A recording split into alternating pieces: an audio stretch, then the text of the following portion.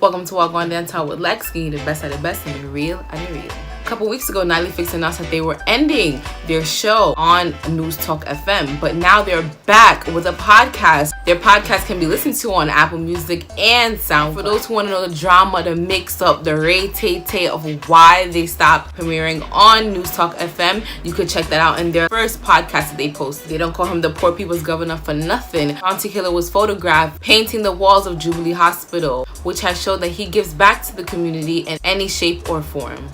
It's saddened to announce that Sean Paul's father had passed away. If you can remember, a couple weeks ago, he was asking for people to donate blood for his father. Condolences go out to Sean Paul's family and friends. Last week, Tommy Lee was arrested for what they have not stated exactly yet, but it seems as if he's been harassed. Sources say that has been several arrests throughout the last year with no probable cause. He has also been in the limelight with the lyrical clash between him and Jamil. They haven't said yet when he'll be released, but we will give more updates on that as well. But that is it for Gwaan Dancehall. Tune in next week for more dancehall entertainment.